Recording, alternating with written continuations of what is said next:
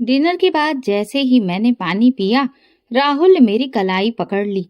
उसकी पकड़ हमेशा मजबूत होती थी, जैसे मैं कहीं भाग न जाऊं, जैसे मैं हमेशा उसके पास रहूं। उसने मुझे देखकर मुस्कुराया, लेकिन उसकी आंखों में अजीब सी बेचैनी थी। चलो, कमरे में चलते हैं, उसने धीरे से कहा। मैं चुपचाप उसके साथ चल दी। जैसे ही हम कमरे में पहुंचे, उसने दरवाजा बंद कर दिया और मुझे अपनी बाहों में ले लिया। उसकी पकड़ में वही जुनून था, वही घबराहट, जैसे वो कुछ साबित करना चाहता हो या कुछ छिपा रहा हो। मैं हैरान थी, लेकिन सवाल करने का मौका नहीं मिला। तभी दरवाजे पर जोर से दस्तक हुई। मैं चौंक गई, लेकिन राहुल ने ध्यान नहीं दिया और मेरी ओर झुकाया। दस्तक और तेज हो गई। मैंने उसकी पकड़ से खुद को छुड़ाया और उलझन में दरवाजे की तरफ बढ़ी। कौन है? मैंने पूछा। पुलिस, एक कड़क आवाज आई। मेरा दिल जोर से धड़कने लगा। इस वक्त पुलिस क्यों आई है? मैंने कांपते हाथों से दरवाजा खोला। सामने दो पुलिस वाले खड़े थे। उनके साथ कुछ और लोग भी थे। बाहर एम्बुलेंस खड़ी थी। एक स्ट्रेचर पर सफेद चादर से ढका एक शव रखा था। अंजलि जी, हमें दुख है, आपके पति का निधन हो गया है। मुझे लगा जैसे समय रुक गया हो। मैंने उनकी बात सुनी, लेकिन समझ नहीं पाई। क्या? मैंने चौंक कर कहा। आप गलत कह रहे हैं, मेरे पति तो अंदर हैं, कमरे में। पुलिस वाले एक दूसरे को देखने लगे। मैंने जल्दी से दरवाजा पूरा खोला और पीछे मुड़कर देखा। देखिए वो! मेरे शब्द गले में ही अटक गए। कमरा तो खाली था। मेरी सांसें अटक गईं। अभी कुछ देर पहले राहुल मेरे साथ था। मैंने उसे महसूस किया था, लेकिन अब वहां कोई नहीं था। मेरी टांगें कांपने लगी। मैंने कमरे में इधर उधर देखा। बिस्तर अस्त व्यस्त था। तकिए पर उसकी खुशबू थी, लेकिन वो खुद वहां नहीं था। ये क्या हो रहा है? मेरी आवाज कांप गई। पुलिस वाले चुपचाप खड़े थे। उनके चेहरे देखकर लगा जैसे वे पहले से कुछ जानते थे। हम समझ सकते हैं कि ये मानना आपके लिए मुश्किल है। एक पुलिस वाले ने इशारा किया और स्ट्रेचर पर रखा शव मेरी तरफ बढ़ाया। मैंने डरकर उसे देखा। मेरा दिल तेजी से धड़कने लगा। नहीं, ये नहीं हो सकता। मैंने सिर हिलाया। आप पहचान कर सकती हैं। मेरा शरीर ठंडा पड़ गया। मेरे हाथ कांप रहे थे, लेकिन जैसे ही पुलिस वाले ने कफन का कोना हटाया, मेरी सांसें रुक गईं। मैंने आंखें फेर लीं। नहीं, नहीं, ये झूठ है। मैंने पीछे हटने की कोशिश की, लेकिन फिर हिम्मत करके दोबारा देखा। मेरा दिल एक पल के लिए रुक सा गया। ये कैसे हो सकता है? मेरे सामने राहुल का शव था, लेकिन अगर वो यहाँ है तो कमरे में कौन था? मेरा दिमाग सुन्न हो गया। मेरी आंखों के आगे अंधेरा छाने लगा। अंजलि जी, आप ठीक हैं? पुलिस वाले ने मेरे कंधे पर हाथ रखा, लेकिन मैंने झटके से खुद को पीछे कर लिया। मुझे अंदर जाना है। मैं भागती हुई कमरे में गई। मैंने हर जगह देखा। अलमारी खोली, बाथरूम का दरवाजा खोला, खिड़की के पर्दे हटाए, लेकिन वो कहीं भी नहीं था। ये कैसे हो सकता है? अभी कुछ पल पहले मैंने उसे छुआ था, उसे महसूस किया था, वो मेरे साथ था। फिर ये शव कहाँ से आया? पुलिस वाले की आवाज मेरे कानों में गूंज रही थी। आपके पति का निधन हो गया है। मैंने सिर झटका। नहीं नहीं, ये कोई बुरा सपना है। मैं अभी जाग जाऊंगी। मेरी नजरें दरवाजे की चौखट पर टिक गईं, जहां राहुल आखिरी बार खड़ा था। मैंने दरवाजा हिलाया, जैसे वो अचानक वापस आ जाएगा, लेकिन कुछ भी नहीं हुआ। सिर्फ मेरी सांसों की आवाज सुनाई दे रही थी। ये झूठ है, मैंने खुद से कहा। लेकिन अगर ये झूठ था तो सच क्या था? मेरे दिमाग में हजारों सवाल घूम रहे थे। क्या मैं पागल हो रही थी या कोई बड़ा धोखा हुआ था? मैंने कांपते हाथों से मोबाइल निकाला और राहुल का नंबर मिलाया। फोन बंद था। मैंने फिर मिलाया। हर बार एक ही जवाब आया, ये नंबर इस वक्त बंद है। मेरे अंदर डर बढ़ता जा रहा था। ये सब क्या हो रहा है? मैंने कमरे की तरफ पलटकर देखा। राहुल तो अभी मेरे साथ था। ऐसा लगा जैसे मेरे पैरों के नीचे से जमीन खिसक रही हो। मैंने पूरे कमरे में नजर दौड़ाई। बिस्तर के पास राहुल की चप्पलें रखी थी, जैसे अभी अभी उसने उतारी हो। तकिए पर हल्की सिलवटें थी, जैसे वो कुछ देर पहले वहां बैठा हो। खिड़की के पर्दे धीरे धीरे हिल रहे थे, जैसे किसी ने उन्हें छुआ हो। राहुल। कोई जवाब नहीं आया। पुलिस वाले अब भी दरवाजे पर खड़े थे। एक अफसर ने मुझे हैरानी से देखा। मैडम आप ठीक हैं? राहुल यही था। मैं लगभग चीख पड़ी। अभी कुछ देर पहले वो मेरे साथ बैठा था। हमने साथ में डिनर किया। पुलिस अफसरों ने एक दूसरे को देखा, जैसे कि उन्हें मुझ पर शक हो रहा हो। मैं पागलों की तरह अलमारी की तरफ भागी। शायद राहुल छिपा हो, शायद ये कोई मजाक हो, कोई सरप्राइज हो। मैंने अलमारी खोली, वो खाली थी। मैंने पर्दा हटाया, पीछे कुछ भी नहीं था। मैंने बिस्तर के नीचे झांका, वहां भी कुछ नहीं था। राहुल। मेरी आवाज अजनबी लग रही थी, जैसे वो मेरे अंदर से नहीं बल्कि कहीं दूर से आ रही हो। पुलिस अफसर धीरे धीरे कमरे में दाखिल हुए। उनके चेहरों पर उलझन थी। मैडम शायद आपको बहुत गहरा सदमा पहुंचा है, एक अफसर ने नरमी से कहा। हम जानते हैं कि ये सुनना आपके लिए कठिन है, लेकिन आपके पति अब इस दुनिया में नहीं रहे। तुम लोग झूठ बोल रहे हो। मैं चिल्लाई। अगर वो मर चुका है तो फिर अभी मेरे साथ यहाँ कौन था? ये झूठ है। मैं लगभग चीख पड़ी। राहुल तो अभी वो अंदर है। मैं दौड़कर कमरे में पहुंची। राहुल देखो, बाहर पुलिस आई है। ये क्या कह रहे हैं? लेकिन कमरा खाली था। राहुल गायब हो चुका था। मेरी सांसें तेज हो गईं। ये कैसे हो सकता है? अभी कुछ देर पहले वो मेरे साथ था। मैंने खुद उसे छुआ था, उसकी खुशबू महसूस की थी, उसकी आवाज सुनी थी। फिर वो कहाँ गया? राहुल। मैंने घबराकर फिर पुकारा, लेकिन कोई जवाब नहीं आया, बस सन्नाटा था। मैं लड़खड़ाते कदमों से बाहर आई। बाहर मोहल्ले के लोग इकट्ठा हो चुके थे। पुलिस वाले अभी भी मेरे सामने खड़े थे। ये सब झूठ है, मैंने बमुश्किल कहा। ये झूठ हो सकता है। पुलिस अफसर ने नरमी से कहा। हम समझ सकते हैं कि यह आपके लिए कठिन होगा, लेकिन प्लीज तस्दीक कर लीजिए। तस्दीक? मैंने हैरानी से पूछा। मतलब? हम आपको सब दिखा सकते हैं। मेरा दिल जैसे धड़कना भूल गया। शव? राहुल का शव? पुलिस वैन के पास सफेद चादर में लिपटा एक शव रखा था। मैं कांपते कदमों से आगे बढ़ी। ये सब एक सपना है, कोई बुरा सपना। ये सच नहीं हो सकता। मैंने कांपते हाथों से चादर हटाई और मेरा दिल जोर से धड़कने लगा। वो चेहरा, वही कपड़े जो राहुल ने डिनर के वक्त पहने थे, लेकिन ये राहुल नहीं था, ये कोई और था।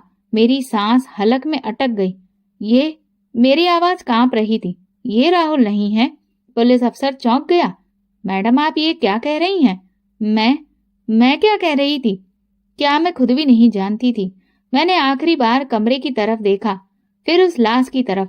अगर राहुल मरा नहीं तो वो कहाँ गया? एक अजीब सा डर मेरे अंदर समा गया।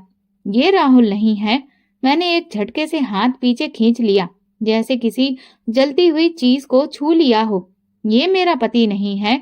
मेरी आवाज कांप रही थी, लेकिन मैंने फिर वही शब्द दोहराए, जैसे मैं खुद को यकीन दिला रही हूँ।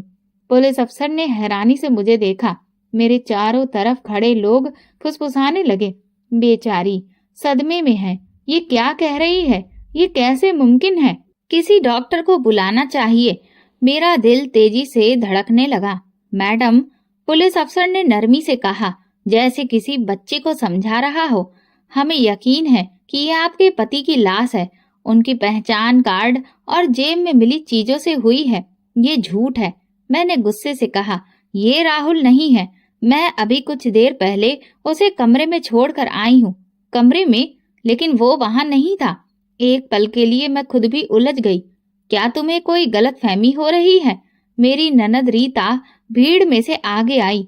राहुल अब इस दुनिया में नहीं है और तुम कह रही हो कि वो कमरे में था। मैं झूठ नहीं बोल रही।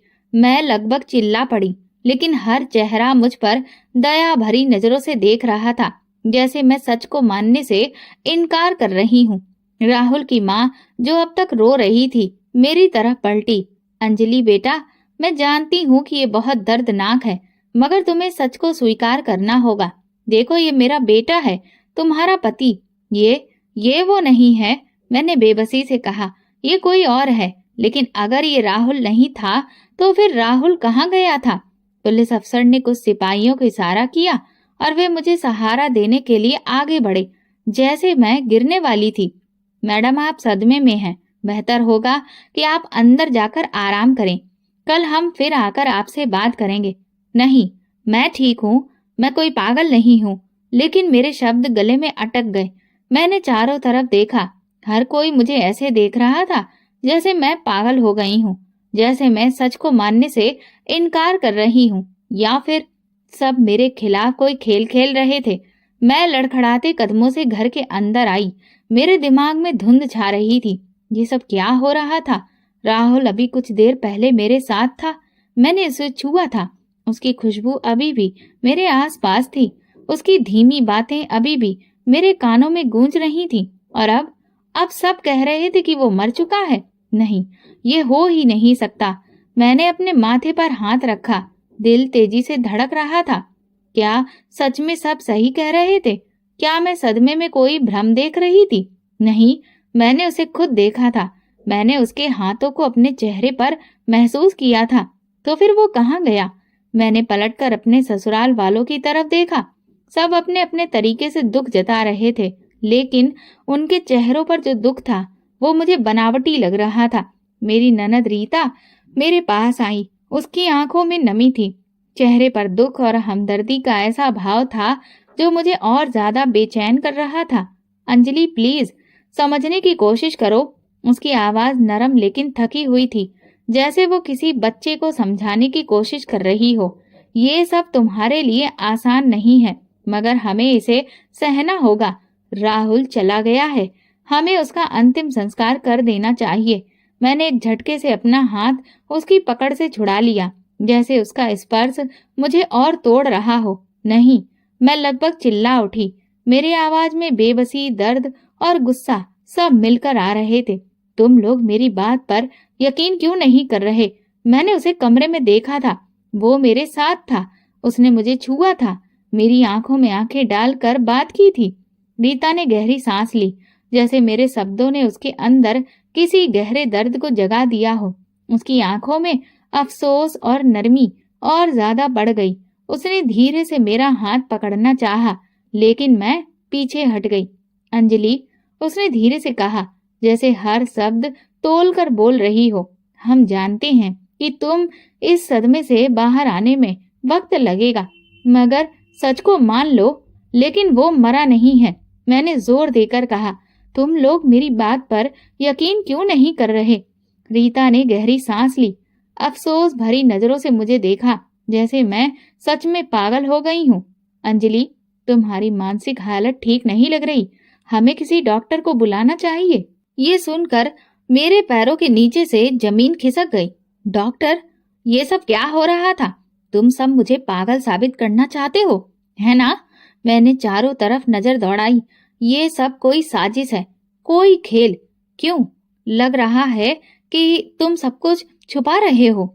मेरी सास, जो हमेशा मुझसे बस एक औपचारिक लगाव का रिश्ता रखती थी, इस वक्त वो एक तरफ बैठी थी और अपने आंसू पोंछ रही थी। लेकिन उन सबके बीच भी मुझे अकेलापन महसूस हो रहा था। तुम सबको लगता है कि मैं पागल हो गई हूँ, है ना? मैंने हल्की सी मुस्कान के साथ कहा, लेकिन मेरी आंखों में आंसू भरे हुए थे।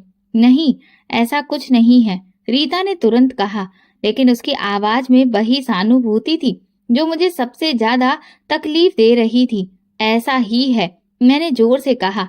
तुम सबको लगता है कि मैं सच्चाई को मानने से इनकार कर रही हूँ, लेकिन सच तो ये है कि तुम सब किसी न किसी धोखे में हो। तुम लोग नहीं देख पा रहे, लेकिन मैंने देखा है। मैंने राहुल को सामने पाया था अपने। मैंने उसे महसूस किया था। बेटा, मेरे ससुर की कांपती हुई आवाज आई, ये तुम्हारी आंखों का भ्रम भी तो हो सकता है। सदमा कभी कभी चीजों को वैसा नहीं दिखाता जैसी वे असल में होती हैं। मैंने अविश्वास से उनकी तरफ देखा। आंखों का भ्रम? मैंने धीरे से दोहराया। मैंने अपने कांपते होठों पर जीभ फेरी और पीछे हट गई। सब लोग मुझे ही गलत साबित करने में लगे थे, जैसे मैं किसी और दुनिया में रह रही थी, जैसे जो कुछ मैंने देखा और महसूस किया वो बस मेरा वहम था। लेकिन मैं जानती थी, मैंने राहुल को कमरे में देखा था। मैंने गहरी सांस ली और कांपते हुए अपने हाथों को मुट्ठी में बंद कर लिया। अब मुझे यहाँ किसी पर भरोसा नहीं था। मुझे आराम करना है। मैंने ठंडे लहजे में कहा और कमरे की ओर बढ़ गई। लेकिन जैसे ही मैं अंदर पहुंची, मुझे एक अजीब सी महक महसूस हुई। ये राहुल की खुशबू थी, वही खुशबू जो वो हमेशा अपने परफ्यूम से छोड़ जाया करता था। मेरा दिल जोर से धड़का। ये कैसे संभव है? अगर वो यहाँ नहीं था, अगर वो सच में मर चुका था, तो ये खुशबू क्यों बाकी थी? मैंने धीरे से दरवाजा बंद किया और कमरे में नजरें घुमाई। सब कुछ अपनी जगह पर था। बिस्तर वैसा ही था जैसा मैंने छोड़ा था। अलमारी बंद थी। टेबल पर वही किताबें रखी थी जो राहुल अक्सर पढ़ता था। तो फिर मुझे ऐसा क्यों लग रहा था जैसे यहाँ पर कुछ बदला है? मेरी नजरें अलमारी पर जाकर टिक गईं। क्या मैंने इसे पूरी तरह से बंद किया था? मेरे दिल में अजीब सा डर उठा। मैंने कांपते हाथों से अलमारी का हैंडल पकड़ा और धीरे से दरवाजा खोला। अंदर वही कपड़े सही तरीके से रखे हुए थे, लेकिन एक चीज जमीन पर गिरी हुई थी, राहुल का बटुआ। मेरी सांस अटक गई। मैंने कांपते हाथों से बटुआ उठाया और खोला। अंदर उसका पहचान पत्र था, कुछ पैसे और एक होटल की रसीद। मैंने जल्दी से रसीद निकाली और उस पर लिखी हुई तारीख देखी। ये तो उसकी मौत के बाद की तारीख थी। मेरी आंखें आश्चर्य से फैल गईं। राहुल की मौत के बाद उसका बटुआ किसी होटल में कैसे जा सकता था? क्या वो सच में मर चुका था या फिर वो जिंदा था? मैंने रसीद को दोबारा ध्यान से देखा, जैसे मेरी आंखें मुझसे कोई भ्रम कर रही हो। लेकिन तारीख साफ थी, राहुल की मौत के बाद की। ये कैसे संभव है? अगर वो वास्तव में मर चुका था, तो उसका बटुआ और होटल की रसीद यहाँ पर कैसे आई? मेरा पूरा शरीर कांपने लगा। मैंने घबराकर कमरे के दरवाजे की ओर देखा, जैसे कोई अचानक अंदर आकर ये राज मुझसे छीन लेगा। मैंने जल्दी से बटुआ और रसीद अपने दुपट्टे में छुपा ली। ये सबूत था और मैं इसे किसी को भी नहीं दिखा सकती थी। अंजलि, तुम ठीक हो? बाहर से रीता की आवाज आई। मैंने जल्दी से खुद को संभाला, अपनी सांसें सामान्य करने की कोशिश की। हाँ हाँ, मैं ठीक हूँ, बस मैं सोना चाहती हूँ। ठीक है, अगर तुम्हें कुछ चाहिए हो तो बता देना। मैंने दरवाजे की ओर देखे बिना जवाब दिया। जैसे ही उनके कदमों की आवाज सुनी, मैंने जल्दी से बटुआ तकिए के नीचे छुपा दिया और खुद को सामान्य दिखाने की कोशिश की। लेकिन मेरे अंदर जैसे तूफान मच गया था। अगर राहुल जिंदा था तो वो कहाँ था और उसकी मौत का ये नाटक क्यों किया गया? मैंने याद करने की कोशिश की। क्या वो अपनी मौत से पहले किसी परेशानी में था? क्या उसने कोई ऐसी बात कही थी जिसे मैंने नजरअंदाज कर दिया? और फिर अचानक एक बात याद आई। 2 हफ्ते पहले मैंने राहुल को फोन पर किसी से सख्त लहजे में बात करते सुना था। ये काम जल्दी करना होगा, मैं ज्यादा देर तक इंतजार नहीं कर सकता। तब मैंने सोचा था कि ये शायद उसके काम का मामला होगा, लेकिन क्या ये उसकी मौत की कोई साजिश थी? क्या वो जानबूझकर सबसे छुप रहा था? मेरा दिल अब जोर से धड़क रहा था। मुझे सच्चाई जाननी थी और इसके लिए मुझे उस होटल में जाना होगा जहां से ये रसीद मिली थी। मुझे उस होटल जाना था। ये अब मेरे लिए सिर्फ एक इत्तेफाक नहीं था, ना कोई भ्रम। मैंने अपनी आंखों से वो रसीद देखी थी और वो तारीख पढ़ी भी थी, राहुल की मौत के बाद। अगर वो मर चुका था तो उसका बटुआ वहां कैसे पहुंचा? या फिर क्या वो वाकई जिंदा था? ये सवाल मुझे किसी और से नहीं बल्कि खुद से पूछना पड़ रहा था, क्योंकि बाकी सबने मुझे पागल समझ लिया था। लेकिन मैं जानती थी कि मैं पागल नहीं हूँ। मैंने दोपहर का इंतजार किया, जब सब लोग सुबह नाश्ते के बाद आराम कर रहे थे। चुपचाप मैंने अपना बैग उठाया, रसीद को एक बार फिर देखा और घर से बाहर निकल गई। होटल मेरे घर से ज्यादा दूर नहीं था, मगर वहां जाते हुए मेरा दिल जोर जोर से धड़क रहा था। अगर राहुल वहां हुआ तो, अगर उसने मुझे देख लिया तो, या फिर अगर वो वहां था ही नहीं, अगर ये सब मेरा भ्रम था। गाड़ी होटल के सामने रुकी। मैंने जल्दी से उतरकर इधर उधर देखा।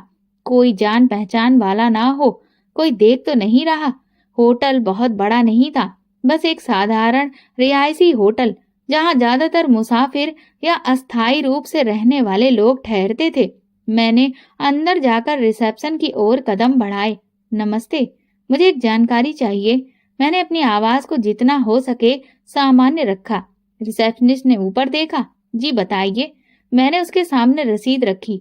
ये कमरा किसके नाम पर बुक हुआ था? रिसेप्शनिस्ट ने रसीद पर नजर डाली, फिर मुझ पर। मैडम, हम ये जानकारी किसी को नहीं दे सकते। मेरा दिल डूबने लगा। प्लीज, ये बहुत जरूरी है। ये मेरे पति की चीज है। वो अब इस दुनिया में नहीं है। मैंने जानबूझकर आवाज में बेबसी लाने की कोशिश की। रिसेप्शनिस्ट कुछ पल चुप रहा, फिर धीमे स्वर में बोला, ये कमरा बिपिन शर्मा के नाम पर बुक था। बिपिन शर्मा? ये नाम मेरे लिए नया नहीं था। राहुल का सबसे अच्छा दोस्त। मेरे दिमाग में झंझनाहट हुई। राहुल का सबसे करीबी दोस्त, वही बिपिन जो हर वक्त उसके साथ रहता था, जिसे मैंने हमेशा उसका सबसे बड़ा शुभ चिंतक समझा था। लेकिन अब अगर ये कमरा बिपिन के नाम पर बुक था, तो इसका मतलब वो राहुल की मौत के बाद भी इस मामले में किसी तरह शामिल था। क्या वो सच्चाई जानता था? क्या वो भी इस साजिश में शामिल था? मेरा दिमाग सुन्न पड़ने लगा। मैंने खुद को संभालते हुए पूछा, क्या आपको याद है जब वो आया था? क्या वो अकेला था या किसी के साथ? रिसेप्शनिस्ट ने कंधे उचकाए। मैडम, यहाँ रोज सैकड़ों लोग आते हैं। सबको याद रखना मुश्किल होता है। लेकिन वो रुका, जैसे कुछ याद आ रहा हो। हाँ, एक बात याद आई। जब वो आया था तो काफी जल्दी में था और उसके साथ एक और आदमी भी था, लेकिन मैंने उसका चेहरा साफ नहीं देखा। मेरी सांसें रुक गईं। क्या दूसरा आदमी राहुल था? क्या आपके पास कोई सीसीटीवी फुटेज है? मैंने जल्दी से पूछा। रिसेप्शनिस्ट ने ना में सिर हिला दिया। देखिए, ये होटल पुराना है मैडम, यहाँ ऐसा कोई सिस्टम नहीं है। मेरी उम्मीदें टूटने लगीं। मैंने रसीद को मुट्ठी में भींच लिया और होटल से बाहर निकल आई। अब मेरे दिमाग में सिर्फ एक ही सवाल था, बिपिन से सामना कैसे किया जाए? अगर वो इस साजिश में शामिल था, तो क्या वो सच बताएगा? मेरा दिल तेजी से धड़कने लगा। मुझे बिपिन से मिलना था। मैंने फोन निकाला और उसका नंबर डायल किया। कुछ सेकंड बाद उसने फोन उठा लिया। उसकी आवाज बिल्कुल शांत थी। अंजलि, तुमने इस वक्त कैसे याद कर लिया? सब ठीक है? मैंने अपने लहजे को सामान्य रखने की कोशिश की। हाँ, बस तुमसे एक बार मिलना था। कुछ जरूरी बात करनी है। अभी? बिपिन ने उलझन से पूछा। अंजलि, तुम्हारी हालत ठीक नहीं है। तुम्हें आराम करना चाहिए। तो वो भी चाहता था कि मैं चुप रहूं। मैंने जबरदस्ती मुस्कुराकर कहा, मैं ठीक हूँ। बस कुछ स्पष्ट करना चाहती हूँ। प्लीज मुझसे मत कतराओ। तुम तो राहुल के सबसे अच्छे दोस्त थे ना? चुप्पी। फिर बिपिन ने कहा, ठीक है, आ जाओ, मैं घर पर ही हूँ। फोन बंद होते ही मेरा दिल और तेजी से धड़कने लगा। ये मुलाकात आसान नहीं होने वाली थी। अब खेल मेरे हाथ में था। मुझे बिपिन की आंखों में सच देखना था। मैंने गहरी सांस ली और गाड़ी में बैठकर बिपिन के घर की ओर चल पड़ी। रास्ते में मेरा दिल बेकाबू हो रहा था। अगर बिपिन इस साजिश में शामिल था, तो वो सच्चाई छिपाने की पूरी कोशिश करेगा। अगर वो बेकसूर था, तो शायद उसके चेहरे पर कुछ ऐसा दिखे जो मुझे हकीकत के करीब ले जाए। गाड़ी रुकी। मैंने दरवाजे पर दस्तक दी। कुछ पलों के बाद बिपिन ने दरवाजा खोला। अंजलि, वो हैरान था। तुमने कहा था कि मिलना चाहती हो, मगर तुम्हारी शक्ल देखकर लग रहा है जैसे तुम्हें कोई बहुत बड़ा शक हो गया है। ये आदमी इतना शांत कैसे हो सकता है? हाँ, मुझे कुछ सवालों के जवाब चाहिए। मैंने सीधे उसकी आंखों में देखा। राहुल की मौत के बाद तुम होटल में क्यों ठहरे थे? बिपिन के चेहरे पर एक पल के लिए घबराहट आई। क्या? तुम वहां क्यों गई? मैंने एक कदम आगे बढ़ाया। राहुल जिंदा है बिपिन। बिपिन की आंखें आश्चर्य से फैल गईं। जैसे ही मैंने उसका सबसे बड़ा राज खोल दिया। ये वही लम्हा था जिसका मुझे इंतजार था। बिपिन के चेहरे पर जो हैरानी और घबराहट दिखी, उसने मेरे सभी शक को सच में बदल दिया। मैं सही थी। कुछ ऐसा था जो मुझसे छिपाया जा रहा था। जवाब दो बिपिन। मैंने एक कदम और आगे बढ़कर सख्त लहजे में कहा। राहुल जिंदा है ना? बिपिन ने नजरें चुरा ली। उसके माथे पर पसीना छलक आया था। है ना, तुम्हें ये सब नहीं खोजना चाहिए। उसकी आवाज धीमी हो गई। क्यों नहीं खोजना चाहिए? मैंने तेज आवाज में कहा। क्या तुम जानते हो कि मैं किस तकलीफ से गुजर रही हूँ? मैंने अपने पति को मरते हुए देखा था। मैंने खुद उसे महसूस किया था और फिर अचानक पुलिस आई और बताया कि वो मर चुका है, लेकिन उसका शव किसी और का था। तुम सब ने मिलकर मुझे पागल साबित करने की कोशिश की। विपिन ने गहरी सांस ली, जैसे कोई बहुत भारी बोझ उसके दिल पर हो। अंजलि, यहाँ से चली जाओ, उसने धीमी आवाज में कहा। ये सब तुम्हारे लिए ठीक नहीं है। मुझे सिर्फ सच चाहिए। मैं लगभग चिल्ला उठी। विपिन ने मुट्ठियां भींच ली और कुछ देर चुप रहा। फिर उसने बेबसी से मेरी ओर देखा। अगर मैं तुम्हें सच बता दूं, तो क्या तुम सुनने के लिए तैयार हो? मेरी रीढ़ में एक सिहरन दौड़ गई। मैंने सिर हिलाया। विपिन ने एक पल के लिए आंखें बंद की, फिर गहरी सांस लेते हुए कहा, राहुल मरा नहीं था। उसने खुद अपनी मौत का नाटक किया था। मेरा दिल एक पल के लिए थम सा गया। राहुल मरा नहीं था? मेरा पूरा शरीर सुन्न पड़ गया। ये तुम क्या कह रहे हो विपिन? मेरी आवाज फुसफुसाहट में बदल गई। विपिन ने आंखें बंद कर ली, जैसे खुद को उस लम्हे के लिए तैयार कर रहा हो। फिर धीरे धीरे कहा, राहुल जिंदा है अंजलि। मेरी सांस जैसे हलक में अटक गई। लेकिन क्यों? मैंने अविश्वास से पूछा। उसने अपनी मौत का नाटक क्यों किया? ये सब किस लिए? विपिन ने सिर झुका लिया। ये मैं तुम्हें नहीं बता सकता। तुम्हें बताना होगा विपिन, मैंने गुस्से से कहा। राहुल मेरा पति है। मैं महीनों से उसके मरने का शोक मना रही हूँ, जबकि वो जिंदा है। मैं तुम्हें तब तक यहाँ से जाने नहीं दूंगी जब तक तुम सच नहीं बताते। विपिन ने एक पल के लिए मेरी ओर देखा, फिर धीरे धीरे सिर झुका लिया। मुझे पता था कि तुम हार नहीं मानोगी। उसने कुर्सी खींचकर बैठते हुए गहरी सांस ली, जैसे अपने भीतर के बोझ को बाहर निकालने के लिए तैयार हो। ये सब एक योजना थी अंजलि। उसकी आवाज धीमी थी, लेकिन हर शब्द तीर की तरह मेरे दिमाग में उतर रहा था। क्या मतलब योजना? मैंने उलझकर पूछा। विपिन ने मेरी आंखों में देखा और अगला वाक्य मेरे होश उड़ाने वाला था। राहुल ने ये सब इसलिए किया ताकि तुम्हें पागल साबित किया जा सके। मेरे पैरों तले से जमीन खिसक गई। विपिन के शब्दों ने मेरे दिमाग में हलचल मचा दी। क्या? मेरी आवाज जैसे गले में अटक गई। राहुल ने तुम्हारी मानसिक स्थिति पर शक करवाने के लिए अपनी मौत का नाटक किया। विपिन ने धीरे से सिर हिलाया। उसकी नजरें जमीन पर थीं, जैसे मुझसे नजरें मिलाने से बच रहा हो। लेकिन क्यों? मैंने लगभग चीखते हुए पूछा। राहुल ऐसा क्यों करेगा? मैं उसकी पत्नी थी। मैंने कभी उसे धोखा नहीं दिया, कभी उसके खिलाफ नहीं गई। फिर वो मुझे पागल साबित करना क्यों चाहता था? विपिन ने लंबी सांस ली। क्योंकि वो तुम्हें अपने रास्ते से हटाना चाहता था अंजलि। रास्ते से हटाना? क्या मतलब? मैंने कांपती आवाज में पूछा। विपिन ने आखिरकार मेरी तरफ देखा। उसकी आंखों में शर्मिंदगी थी। राहुल किसी और औरत के साथ जिंदगी बिताना चाहता था, उसने कहा। लेकिन वो जानता था कि तुम इतनी आसानी से रास्ते से नहीं हटोगी।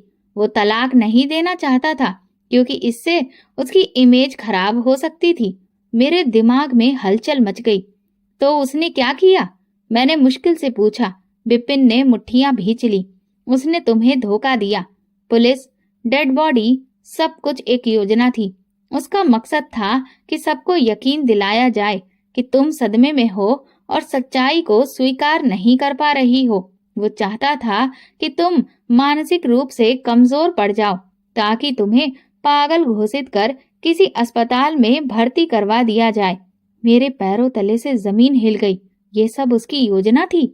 मैं फुसफुसाई, जैसे मेरा अपना अस्तित्व बिखर रहा हो। हाँ, विपिन ने अफसोस से कहा, और मैं भी इस साजिश का हिस्सा था।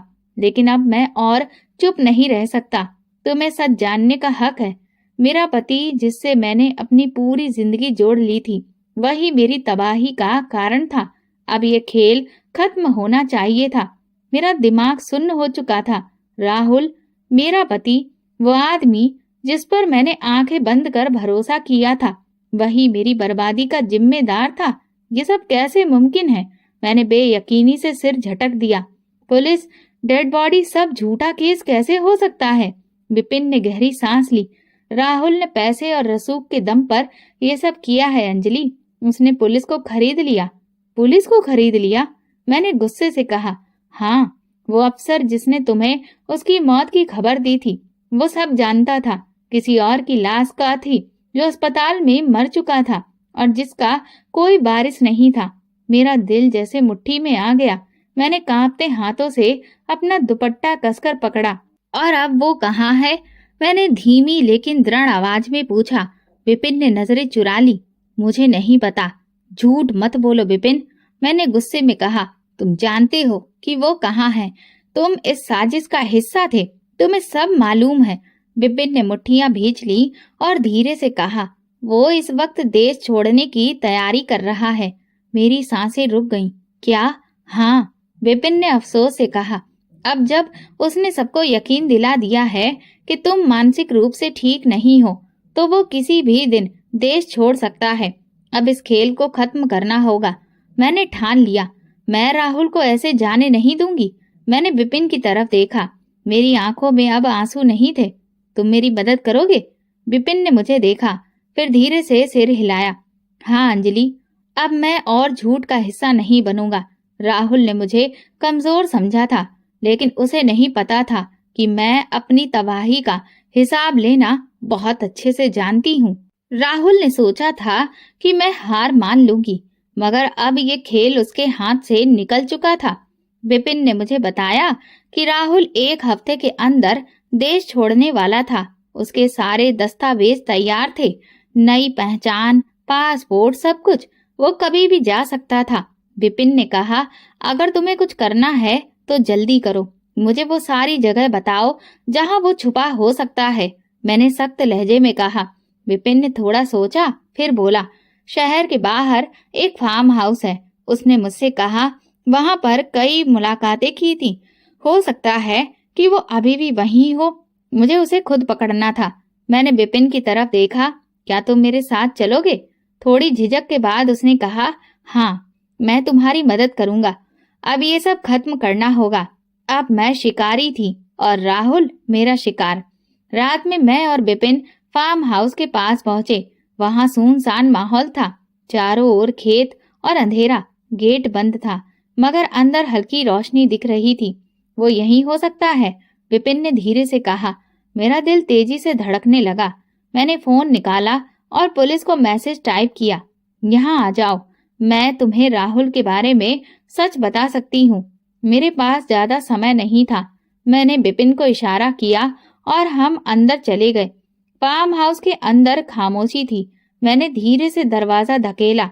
वो चरमराहट के साथ खुल गया और वही सोफे पर बैठा राहुल मेरे सामने था, बिल्कुल निश्चिंत, बेखौफ। लेकिन उसकी मुस्कान जल्दी ही गायब होने वाली थी। वो मेरे सामने बैठा था और मेरी सांसें तेज हो गईं। यही वो इंसान था जिसके बिना मैंने जीने की कल्पना भी नहीं की थी, जिसके मरने की खबर सुनकर मैं बिफर गई थी, और वो मुझे पागल साबित करके अपनी नई जिंदगी शुरू करने जा रहा था। उसे देखते ही मेरे अंदर गुस्से की आग भड़क उठी। राहुल ने मेरी ओर देखा और एक पल के लिए हैरान हुआ, मगर फिर तुरंत सामान्य हो गया। कितना चालाक था ये आदमी, जैसे कुछ हुआ ही ना हो, जैसे मैं अब भी वही मासूम अंजलि थी जो उसकी बातों में आ जाएगी। तो आखिर तुम आ ही गई, उसने हल्की मुस्कान के साथ कहा। मुझे पता था कि तुम सच जानने की जिद करोगी। मेरी मुट्ठियां भिज गईं। ये सब क्यों किया राहुल? मैंने गुस्से से कहा। क्यों मुझे पागल साबित करने की कोशिश की? क्यों मेरे साथ ये घिनौना खेल खेला? राहुल ने लंबी सांस ली, जैसे मेरी बात सुनकर बोर हो रहा हो। क्योंकि तुम मेरे रास्ते की रुकावट थी अंजलि। मुझे नई जिंदगी चाहिए थी, बिना किसी बोझ के, बिना किसी रुकावट के। और तुम बहुत जिद्दी हो। तुमसे छुटकारा पाने का यही सबसे अच्छा तरीका था। मेरे कानों में जैसे गूंज होने लगी। तुमने मुझे पागल साबित करके मुझसे पीछा छुड़ाने का फैसला किया। बिल्कुल, उसने बेझिझक कहा। और देखो, सबने तुम्हें पागल समझना भी शुरू कर दिया था। अब बहुत हो चुका था। राहुल ने कंधे उचकाए। जो मुझे चाहिए था वो मिल गया है अंजलि। तुम्हारे पास सब कुछ था, दौलत, इज्जत, रुतबा। अगर मैं तलाक लेता तो तुम मुझे कुछ भी नहीं देती। इसीलिए मैंने दूसरा तरीका निकाला। मेरा शरीर गुस्से से कांपने लगा, मेरी आंखों में आंसू आ गए। क्या कभी तुम्हें मेरा ख्याल नहीं आया? क्या तुम्हें मेरी तकलीफ महसूस नहीं हुई? राहुल ने एक पल के लिए कुछ बोलना चाहा, मगर फिर रुक गया। शायद उसके अंदर का इंसान थोड़ा सा जागा हो, मगर फिर उसने वही लापरवाह अंदाज अपना लिया। अंजलि, अब इन बातों का कोई मतलब नहीं है। तुम अपनी जिंदगी जियो और मैं अपनी। बस फर्क इतना है कि मेरी जिंदगी में अब कोई और है। मेरी नजर उस औरत पर पड़ी जो चुपचाप खड़ी थी। उसकी आंखों में डर नहीं था, बल्कि एक अजीब सा संतोष था, जैसे उसे पता था कि मैं यहाँ आऊंगी। मुझे लगा जैसे मेरा दिल अब धड़कना बंद कर देगा। राहुल, मैंने धीरे से कहा, तुमने जो किया उसके बाद भी तुम्हें लगता है कि मैं तुम्हें ऐसे ही जाने दूंगी? तुमने मुझे कमजोर समझा राहुल। मैंने उसकी तरफ कदम बढ़ाते हुए कहा, मगर अब ये खेल खत्म हो चुका है। राहुल हंस पड़ा, और तुम मुझे रोकोगी? मैंने अपनी जेब से फोन निकाला और स्क्रीन उसके सामने कर दी। पुलिस को भेजा गया मैसेज स्क्रीन पर साफ चमक रहा था। मैसेज आया, हम रास्ते में हैं। राहुल के चेहरे का रंग उड़ गया। अब वो शिकार था और मैं शिकारी। उसकी आंखों में जो आत्मविश्वास था वो एक पल में बिखर गया। उसकी नजरें फोन की स्क्रीन पर टिक गईं, जहां साफ लिखा था, हम रास्ते में हैं। अब खेल मेरे हाथ में था। ये क्या किया तुमने? राहुल की आवाज हल्के से कांपी, लेकिन उसने जल्दी से खुद को संभालने की कोशिश की। तुम्हें अंदाजा भी है कि तुमने क्या किया है? हाँ, मुझे अच्छी तरह से अंदाजा है। मैंने एक कदम आगे बढ़ाते हुए कहा, मैंने तुम्हारी पूरी साजिश खत्म कर दी। अब तुम भाग नहीं सकते राहुल। राहुल ने विपिन की तरफ देखा, जो चुपचाप खड़ा था। विपिन, तुमने मुझे धोखा दिया। राहुल गुस्से से चिल्लाया। विपिन ने गहरी सांस ली और शांत स्वर में कहा, ये धोखा नहीं राहुल, ये इंसाफ है। मैं अब तुम्हारे झूठ का हिस्सा नहीं बन सकता था। राहुल की मुट्ठियां गुस्से से भिज गईं। फिर अचानक वो पलटा और दरवाजे की ओर भागा, लेकिन मैं पहले से तैयार थी। मैंने दरवाजे की चाबी पहले ही निकाल कर अपने पास रख ली थी। राहुल ने दरवाजा खोलने की कोशिश की, लेकिन वो बंद था। दरवाजा खोलो अंजलि, वो गुस्से से गरजा। मैंने चाबी हाथ में घुमाते हुए कहा, अब तुम्हारे लिए कोई रास्ता नहीं बचा राहुल। अब तुम्हें वही सजा मिलेगी जो तुम्हारे जैसे धोखेबाज को मिलनी चाहिए। राहुल ने दीवार पर जोर से हाथ मारा। तुम्हें लगता है कि पुलिस मुझे पकड़ लेगी? तुम सोचती हो कि मैं तुम्हारे जाल में फंस जाऊंगा? मैंने हल्की मुस्कान के साथ कहा, राहुल, तुम पहले ही इस जाल में फंस चुके हो। ये खेल तुम्हारा था, लेकिन अब पासा पलट चुका है। दूर से पुलिस की गाड़ी के सायरन की आवाज सुनाई देने लगी। राहुल की आंखों में डर झलक आया। उसे अब एहसास हो चुका था कि उसका खेल खत्म हो चुका है। पुलिस की गाड़ी करीब आती जा रही थी और राहुल का चेहरा पीला पड़ चुका था। अब उसे कोई रास्ता नजर नहीं आ रहा था। तुम सोचती हो कि ये सब करके तुम जीत जाओगी? राहुल ने जबरदस्ती हंसते हुए कहा, लेकिन उसकी आंखों में छिपा डर साफ नजर आ रहा था। मैंने चाबी अपनी उंगलियों में घुमाई और दरवाजे के पास जाकर खड़ी हो गई। जीत? मैंने सिर झटक कर कहा, नहीं राहुल, ये जीत की नहीं, इंसाफ की बात है। तुमने मुझे तोड़ने की कोशिश की, मेरी जिंदगी बर्बाद करने की कोशिश की, मुझे पागल साबित करने की साजिश की, लेकिन अब तुम्हारा सच सबके सामने आ चुका है। राहुल ने गुस्से में दरवाजे पर मुक्का मारा। ये सब गलत फहमी है अंजलि, मैंने कुछ गलत नहीं किया। कितना चालाक आदमी था ये, आखिरी वक्त तक झूठ बोलने की कोशिश कर रहा था। मैंने सख्त नजरों से उसकी तरफ देखा। अगर तुमने कुछ गलत नहीं किया तो फिर पुलिस से भाग क्यों रहे हो? राहुल चुप हो गया। उसके पास अब कोई जवाब नहीं था।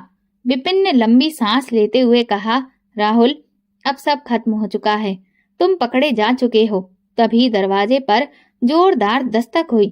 पुलिस अधिकारी की कड़क आवाज गूंजी, दरवाजा खोलो पुलिस। राहुल का पूरा शरीर कांपने लगा। उसने एक आखिरी कोशिश की, मेरी ओर बढ़ा, शायद माफी मांगने, शायद मुझे किसी तरह मनाने, लेकिन मैं 1 इंच भी नहीं हिली। मैंने दरवाजा खोला। कुछ ही पलों में पुलिस अधिकारी अंदर दाखिल हो चुके थे। यही आदमी है, मैंने सीधा राहुल की ओर इशारा किया, जिसने अपनी मौत का नाटक करके धोखा दिया। अफसर ने राहुल को सख्त नजरों से घूरा। मिस्टर राहुल, आपको धोखाधड़ी, फरेब और आपराधिक साजिश के तहत गिरफ्तार किया जाता है। राहुल ने मेरी तरफ देखा। उसकी आंखों में अब भी गुस्सा था, मगर साथ ही एक हारे हुए इंसान की बेबसी भी थी। ये वही पल था जिसका मैं इंतजार कर रही थी, वही शख्स जिसने मुझे पागल साबित करने की कोशिश की थी, अब खुद सबके सामने बेनकाब हो चुका था। राहुल के हाथों में हथकड़ियां देखकर मेरे अंदर एक अजीब सा सुकून महसूस हुआ। ये वही इंसान था जिसने मुझे कमजोर समझकर बर्बाद करना चाहा था, और आज खुद बर्बाद हो चुका था। ये सब झूठ है। राहुल ने आखिरी बार खुद को बचाने की कोशिश की। ये एक साजिश है, मुझे फंसाने के लिए। पुलिस अफसर ने उसे कड़ी नजरों से देखा। हाँ बिल्कुल, एक आदमी जो अपनी मौत का नाटक करे, अपनी पत्नी को पागल साबित करने की कोशिश करे और किसी और के साथ देश छोड़कर भागने की योजना बनाए, वो निश्चित ही मासूम होता है। राहुल का चेहरा सफेद पड़ चुका था। उसे एहसास हो चुका था कि अब उसका खेल खत्म हो गया है। मैंने आगे बढ़कर ठंडे लहजे में कहा, राहुल, तुमने मुझे कमजोर समझा था, है ना? तुमने सोचा था कि मैं पागल हो जाऊंगी, सबकी नजरों में गिर जाऊंगी और तुम चैन से अपनी जिंदगी जी सकोगे। मगर देखो, आज तुम कहाँ हो और मैं कहाँ खड़ी हूँ। राहुल ने मेरी तरफ देखा। उसकी आंखों में खालीपन था। नहीं, मैं गलत था, मुझे माफ कर दो। माफ कर दूं? मैंने हल्की सी कड़वी हंसी हंसी। तुम्हें लगता है कि माफी मांगने से तुम्हारे किए हुए सारे जुल्म मिट जाएंगे? राहुल कुछ कहने ही वाला था कि पुलिस अफसर ने उसके कंधे पर कसकर हाथ रखा। चलो, बहुत सुन ली तुम्हारी बातें। राहुल ने एक आखिरी बार मेरी तरफ देखा, मगर इस बार उसकी आंखें झुकी हुई थीं। पुलिस उसे लेकर बाहर चली गई और मैंने एक गहरी सांस ली। विपिन चुपचाप खड़ा था। मैंने उसकी तरफ देखा और धीरे से कहा, तुमने मेरा साथ देकर सही किया विपिन। विपिन ने गहरी सांस ली। मैं पहले ही बहुत देर कर चुका था, है ना? लेकिन हाँ, अब कम से कम मेरा दिल हल्का महसूस कर रहा है। सब कुछ खत्म हो चुका था, मगर क्या सच में? क्या मैं अब भी वही अंजलि थी जो कभी राहुल पर आंख मूंद कर भरोसा करती थी? नहीं, मैं बदल चुकी थी। अब मैं वो औरत थी जिसने अपनी तबाही के बाद खुद को संभालना सीख लिया था। सब कुछ खत्म हो चुका था। राहुल पकड़ा जा चुका था, पुलिस उसे ले जा चुकी थी, और वही शख्स जो मुझे कमजोर साबित करना चाहता था खुद सबके सामने शर्मिंदा हो चुका था। लेकिन मेरे अंदर एक अजीब सी शांति थी। मुझे लगा था कि जब ये सब खत्म होगा तो मैं बहुत खुशी महसूस करूंगी, जैसे कोई जीत हासिल की हो। मगर मैं सिर्फ खालीपन महसूस कर रही थी। मैंने अपने आसपास देखा। वो फार्म हाउस जहां राहुल ने अपनी नई जिंदगी की योजना बनाई थी, अब वीरान खड़ा था, जैसे उसे भी शर्म आ रही हो कि उसकी दीवारों के भीतर क्या खेल खेला गया था। विपिन मेरे साथ खड़ा था, चुपचाप। अब क्या करोगी? उसने धीरे से पूछा। मैंने गहरी सांस ली और आसमान की ओर देखा। आज की रात का चांद भी शायद कुछ ज्यादा चमक रहा था, जैसे ये भी मेरे अंदर के बोझ को हल्का करने की कोशिश कर रहा हो। अब मैंने हल्की मुस्कान के साथ कहा, अब मैं वही करूंगी जो मुझे बहुत पहले करना चाहिए था। मैं अपनी जिंदगी अपनी शर्तों पर जीने की शुरुआत करूंगी। विपिन ने धीरे से सिर हिलाया। राहुल तुम्हें तोड़ना चाहता था, मगर तुम और भी मजबूत हो गई हो अंजलि। मैंने एक पल के लिए आंखें बंद की और सोचा, सच में मैं मजबूत हो गई थी। मैंने कभी राहुल को अपनी दुनिया का केंद्र मान लिया था। मैंने अपनी जिंदगी का हर फैसला उसकी मर्जी के हिसाब से किया था, उसके लिए हर त्याग किया। मगर आज मैं समझ चुकी थी कि प्यार आंखें मूंद कर भरोसा करना नहीं होता, और रिश्ते त्याग के नाम पर खुद को मिटाने का जरिया नहीं होते। मैंने विपिन की ओर देखा। सब कुछ बदल चुका है विपिन, और मैं भी। अब मैं किसी और के बनाए गए खेल का हिस्सा नहीं बनूंगी। विपिन मुस्कुरा दिया। तुम्हारे लिए एक नया रास्ता खुल चुका है ना? हाँ, एक नई राह, एक नई शुरुआत। मैंने आखिरी बार उस फार्म हाउस की ओर देखा, जैसे अपनी पुरानी जिंदगी को अलविदा कह रही थी। फिर मैंने गाड़ी का दरवाजा खोला और नई मंजिल की ओर निकल पड़ी। दोस्तों, अगर आपको हमारी ये कहानी पसंद आई हो, तो प्लीज कमेंट करके जरूर बताइएगा और इस वीडियो को ज्यादा से ज्यादा लाइक और शेयर जरूर करिएगा। अगर आप चैनल पर नए हैं तो सब्सक्राइब करके नोटिफिकेशन बेल को जरूर दबाएं ताकि अगली अपडेट सबसे पहले आपको मिले। धन्यवाद।